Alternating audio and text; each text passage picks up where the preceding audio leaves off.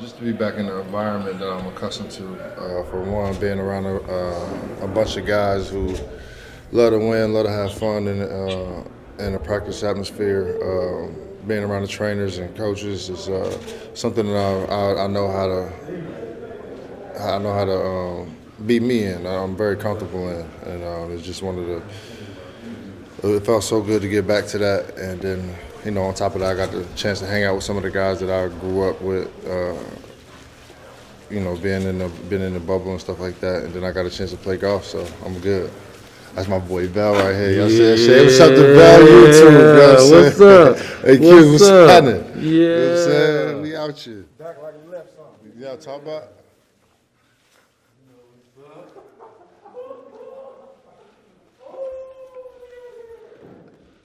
Hey JR, it's Kyle Goon from the LC Register. What's going on? I can see you're having a good time, so I want to ask how you're doing. In your experience, what is sort of the quick way to build chemistry in a new group, and especially does this environment can promote those things that build chemistry? Yeah, it's funny because I talked about it with T. Lou a lot. When he got the job of trying to figure out ways to guys to build camaraderie and stuff like that. And being on this team, it's so easy because guys we already have that the same goal in mind, but everybody really check their egos at the door, and it's really all about winning. And once you have that mindset, it just makes everything that much easier. And then once you get guys away from the distractions and everything else, getting people out of their house, and you start doing stuff on the road, and you really have those conversations when you're sitting down eating, chopping it up.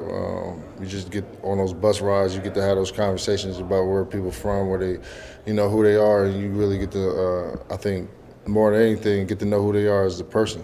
So many of us get labeled as just basketball players, and we play with so many different athletes, and some people don't really take advantage of those, friendships that you gain throughout this journey in life. And I built some unbelievable friendships from basketball. So for me, it's just that much easier to throw myself into my teammates and and people that I see every day, just because I'm invested in them, and I would hope they invested in me.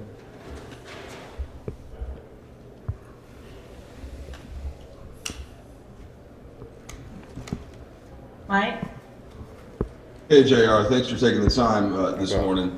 So you obviously have spent the most time on the court with LeBron than any of the other teammates in playoff situations. I wondered if you could just contrast his style, his leadership style with this group compared to what it was in Cleveland in the time that you spent there.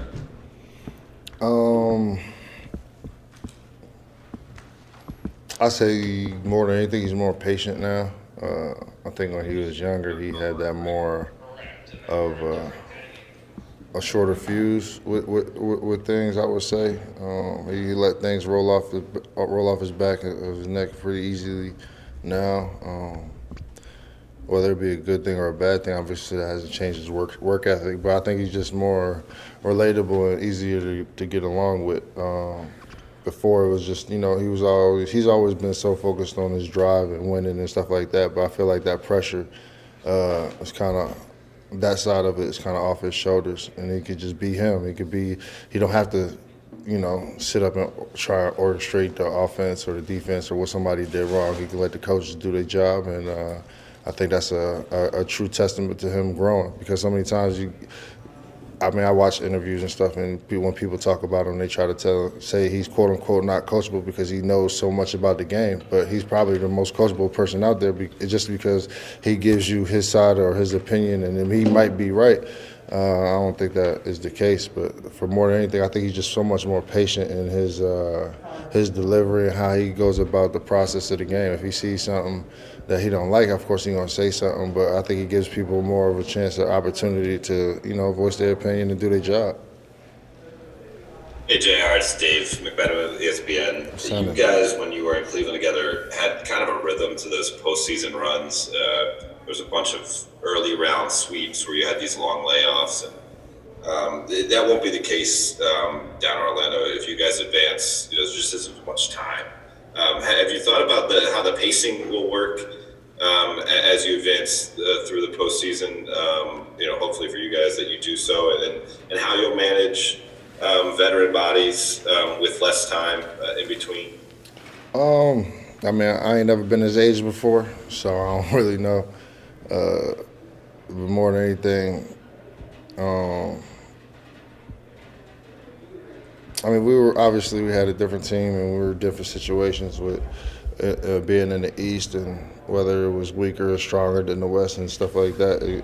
All of that's going to, come into play. But at the end of the day, it's a battle. It's all about who, the last man standing. If you here as a competitor, you willing to fight, and you didn't come all the way this way for nothing, then you got a reason to sit out there and continuously push at it, regardless if it's a sweep. If every series is a 7-game series, it don't matter.